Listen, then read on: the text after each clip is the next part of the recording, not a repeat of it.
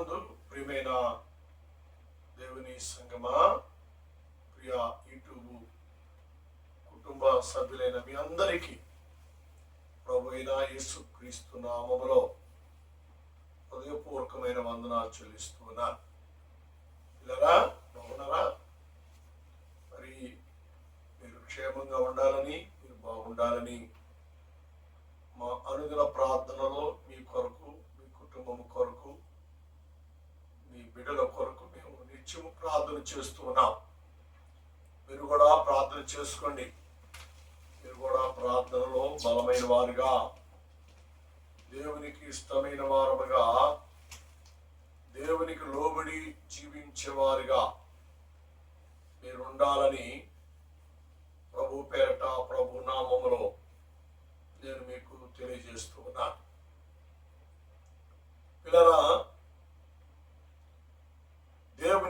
దేవునితో మనం ఆత్మ సంబంధము కలిగి విశ్వాస సంబంధమైన జీవితాన్ని మనము కలిగి మనము జీవించువారముగా మనం ఉండాలి అంటే మనము ప్రేమించువారముగా మనం ఉండాలి. ప్రేమను కనపరచువారముగా ఉండాలి. ఈరోజు మూలవాక్యము ప్రేమించుట. ఎవరిని ప్రేమించాలి అని దేవుని వాక్యము మనం గమనం చేస్తే, లూకా రాసిన సువార్త 6వ అధ్యాయం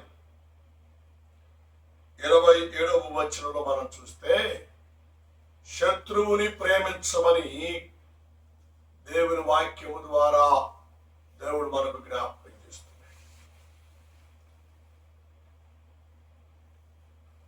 పరలోకమందున్నటువంటి తండ్రికి మనము కుమారులము అగునట్లుగా ఉండాలి అంటే మనం శత్రువుని ప్రేమించాలి.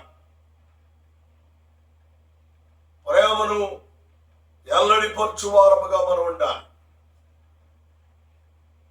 ప్రేమను కనపరచువారముగా మనం ఉండాలి. అప్పుడే దేవుని ప్రేమకు మనము దగ్గర వారముగా, సమీపస్తులముగా మనం ఉంటాం.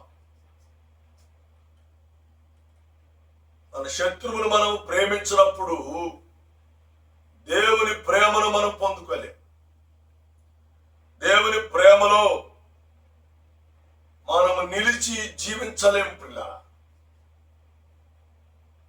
కాబట్టి శత్రువును మనం ప్రేమించాలి. ప్రేమించే ఆత్మ సంబంధమైన మనస్సు మనము కలిగి మనము జీవించాలి.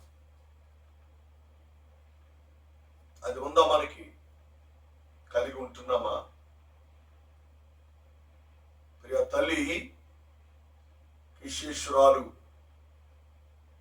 మదర్ తెరీసా గారు తన స్వస్థలమాన్ని విడిచిపెట్టి ఇండియా దేశానికి వచ్చి వ్యాధిగ్రస్తులను, కుష్ఠరోగులను, అనాథులను ఎంతగా ప్రేమించిందండి. ఎంతగా ప్రేమించింది. ప్రేమను ఎల్లడిపరిచింది. ప్రేమను చూయించినట్లుగా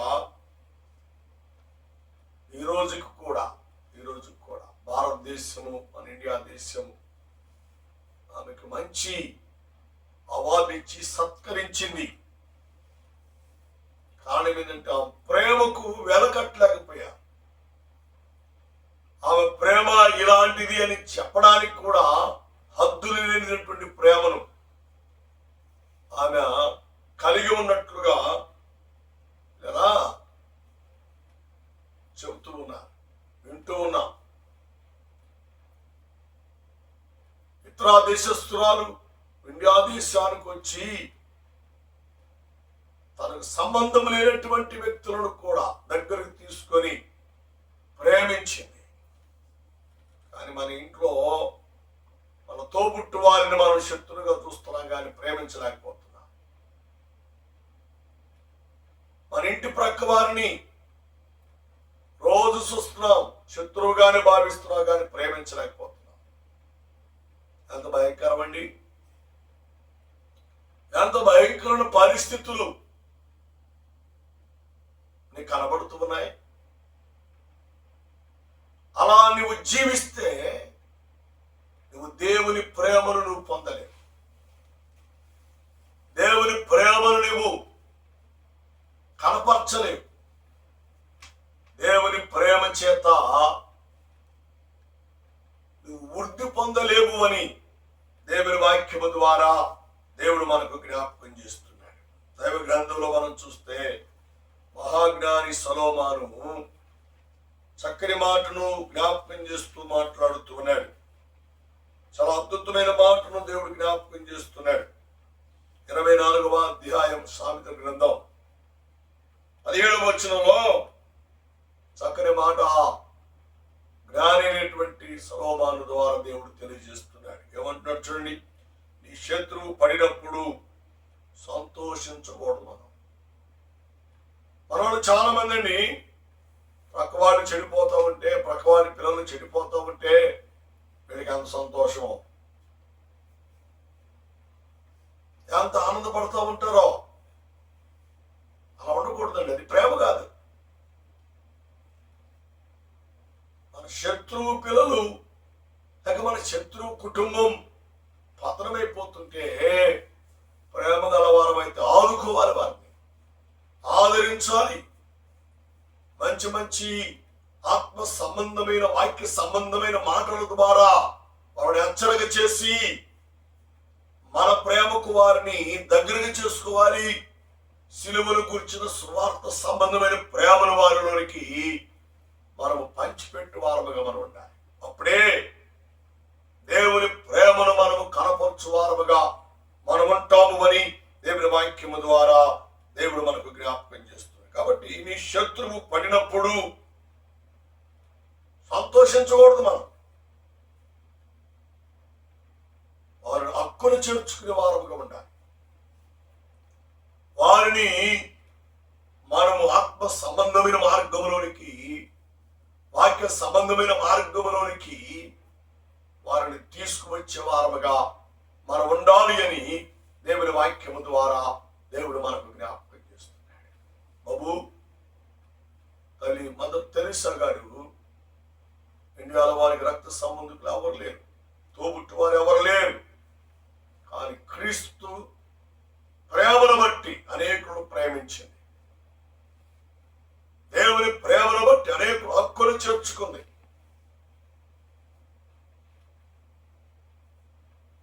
ఈ రోజున ఒక మనిషిని పోషించాలంటే ఎంతో కష్టమైపోయింది. కానీ వాటన్నిటిని కూడా పక్కన పెట్టి దేవుడిచ్చినటువంటి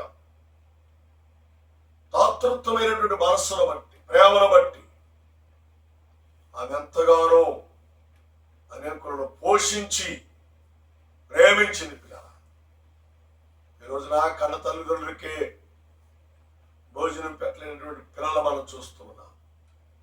ప్రేమను పంచలేనటువంటి పిల్లలు మనం చూస్తూ ఉన్నాం. తోబుట్టు వారు కష్టాలు ఉంటే ఆదుకునేటువంటి మనసు లేనటువంటి వారిని మనం చూస్తూ ఉన్నాం. అలాగ ఉంటే క్రీస్తు ప్రేమ నీలో ఉండదు పిల్లల.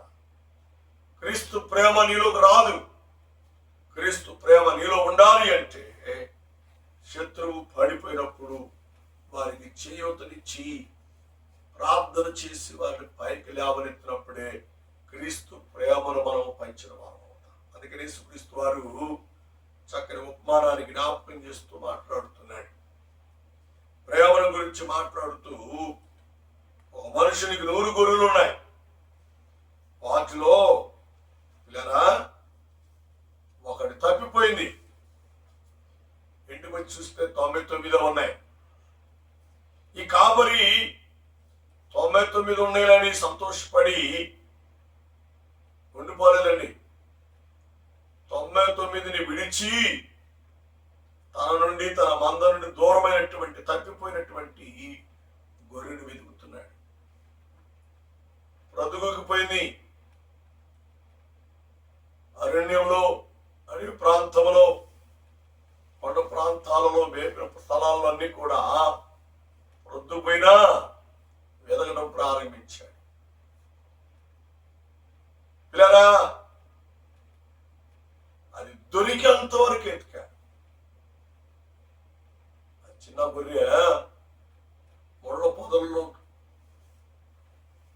బందీ అయిపోయి రాలేక తన యజమాని కొరకు ఎదురు చూస్తూ ఉంది. ఎట్టకేలకు కాపరి ఆ గొర్రెను కనుగొని గొర్రె దగ్గరికి వెళ్ళాడు. దానిని శిక్షించక, దానిని ఏమాత్రము కూడా ఆలస్యం చేయక ఆ ముళ్ళ తొప్పలన్నీ ప్రక్కకు తీసివేసి బయటికి తీసుకొని రొమ్ము నానించుకున్నాడు. ఎంత ప్రేమండి!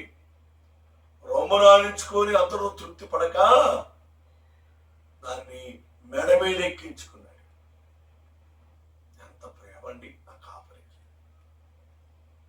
యేసు క్రీస్తు నీ కొరకు నువ్వెక్కడ తప్పిపోయావో, ఎక్కడ పడిపోయావో, ఎక్కడ జారిపోయావో ఆ స్థితిలో నిన్ను ఉంచడానికి దేవుడు ఇష్టపడలేదు. ఆయన నిన్ను పైకి లేపి హక్కుని చేర్చుకోవడానికి ఇష్టపడుతున్నాడు. ఆయన నిన్ను పడిన స్థలము నుండి, పాపముల నుండి, శాపముల నుండి నిన్ను పైకి లేపి భుజానెక్కించుకోవడానికి ఇష్టపడుతున్నాడు. యేసయ్య ప్రేమకు నువ్వు లోబడతావా? యేసయ్య ప్రేమను నువ్వు గ్రహిస్తావా? యేసయ్య ప్రేమలో నీ జీవితాన్ని నువ్వు కొనసాగించినట్లయితే పరిశుద్ధాత్మ దేవుడు నిన్ను బలపరుస్తాడు. పరిశుద్ధాత్మ దేవుడు నీకు సహాయం చేస్తాడు అని దేవుని వాక్యము ద్వారా దేవుడు మనకు జ్ఞాపకం చేస్తున్నాడు. కాబట్టి ప్రేమను కలిగి ఉండాలి. చాలా మంది ప్రేమకు బదులు కక్షని పెంచుకుంటున్నారు, కోపాన్ని పెంచుకుంటున్నారు, దేశాన్ని పెంచుకుంటున్నారు, మదమాచరములు పెంచుకుంటూ దేవుని ప్రేమను పోగొట్టుకుంటున్నారు. అలా ఉండకూడదు అని దేవుడు నీతో మాట్లాడుతున్నాడు. సహోదరి, సహోదరుడా, చేతులు జోడించి మనం చేస్తున్నాను. మన శత్రువును మనం ప్రేమించు వారంగా ఉండాలి. మన శత్రువు పడిపోతే పడిపోయాడని నవ్వేవారముగా, సంతోషించే వారము కాకూడదు. పడిపోయిన శత్రువును లేపి హక్కుని తెచ్చుకోవాలి. అప్పుడే క్రీస్తు ప్రేమ దేవునికి స్తోత్రం. తప్పిపోయిన గొర్రె దొరికేంత వరకు ఎదికాడు. దొరికిన తర్వాత దాన్ని శిక్షించలేదు, కానీ హక్కును చేర్చుకున్నాడు. ఎంత ప్రేమ అండి యేసయ్య ప్రేమ! ఆ ప్రేమలోకి నేను రమ్మని యేసయ్య నిన్ను పిలుస్తున్నాడు. దేవుని బిడ్డగా దేవుడు నీతో మాట్లాడుతున్నాడు. యేసయ్య ప్రేమకు నువ్వు బదులవుతావా? యేసయ్య ప్రేమలో నువ్వు పాలిభాగస్తుడవుతావా? యేసయ్య ప్రేమలో నువ్వు కూడా ఒక సభ్యుడుగా నువ్వు చేర్చబడతావా? అలాగైతే దేవుడు నిన్ను ఆశీర్వదిస్తాడు. అలాగైతే దేవుడు నిన్ను దీవిస్తాడు. అలాగైతే నిన్ను బట్టి నీ కుటుంబాన్ని, నీ సంతానమును దేవుడు ప్రేమించి హక్కుని చేర్చుకుంటాడు. అందుకనే బైబిల్ చక్కని మాట, దేవుడు లోకమును ఎంతో ప్రేమించాడు. ఎంతగా ప్రేమించాడు! ఆయన ప్రేమకు వెలకట్టలేము. ఆయన ప్రేమ ఎంతని చెప్పడానికి వీలు లేనంతగా నిన్ను ప్రేమిస్తున్నాడు. ఆయన ప్రేమకు లోబడి, ఆయన ప్రేమను గ్రహించి, ఆయన ప్రేమను గుర్తించి, ఆయన ప్రేమలోనికి నువ్వు వచ్చినట్లయితే ఆయన బిడ్డగా, ఆయన కుమారుడిగా, ఆయన కుమార్తెగా దేవుడు నిన్ను చేర్చుకుంటాడు. దేవుడు నిన్ను హక్కును చేర్చుకొని ఆశీర్వదించువాడిగా ఉంటాడు అని దేవుని వాక్యము ద్వారా దేవుడు మనకు జ్ఞాపకం చేస్తున్నాడు. దేవునామానికి మహిమ ఘనత కలుగును గాక. సహోదరి, యేసయ్య ప్రేమకు కులం లేదు, మతం లేదు, వర్గం లేదు, భాష భేదము లేదు, రంగు భేదము లేదు, కుల భేదము లేదు. యేసయ్య ప్రేమలోకి వస్తావా? యేసయ్య ప్రేమను నువ్వు గ్రహిస్తావా? యేసయ్య ప్రేమకు నువ్వు లోబడతావా? యేసయ్య ప్రేమ ప్రకారము నువ్వు జీవించడానికి నువ్వు ఇష్టపడతావా? నువ్వు ఇష్టపడి వస్తే ఆయన నిన్ను ప్రేమిస్తాడు. ఆయన నిన్ను హక్కుని చేర్చుకుంటాడు. ఆయన నీతో, నువ్వు ఆయనతో ప్రేమ కలిగి జీవిస్తావు. ఆ అనుభవంలోనికి, అవిశ్వాస జీవితంలోనికి మీరు రావాలని, మీరు జీవించాలని ప్రభు పేరట, ప్రభు నామములో నేను మీకు మనవి చేస్తున్నాను. సహోదరా, సహోదరి, ప్రేమ యేసయ్య దగ్గర దొరుకుతుంది. యేసయ్య ప్రేమ వెలకట్టలేనిది. యేసయ్య ప్రేమ పరిమితి లేనిది. యేసయ్య ప్రేమ శాశ్వతమైన ప్రేమ. యేసయ్య ప్రేమ నీ జీవితాలను, నీ బ్రతుకులను, నీ కుటుంబాలను మార్చి ఉన్నతమైన స్థితిలోనికి చేర్చగల ప్రేమ. ఆ ప్రేమకు నిలబడి, ఆ ప్రేమ ఎదుగును వచ్చినట్లయితే ఆయన కుమారుడిగా, ఆయన కుమార్తెగా, ఆయన బిడలుగా ఆయన నేను చేర్చుకుంటాడు. రాజ్యాన్ని, పరలోక రాజ్యానికి వారసులుగా అమరుస్తాడు. కృప, సమాధానం మీరు పొందుకొని, మీరు జీవించి ఆత్మ మీరు పొందాలని ప్రభు పేరట, ప్రభు నామములో ఆలోచిస్తున్నాను.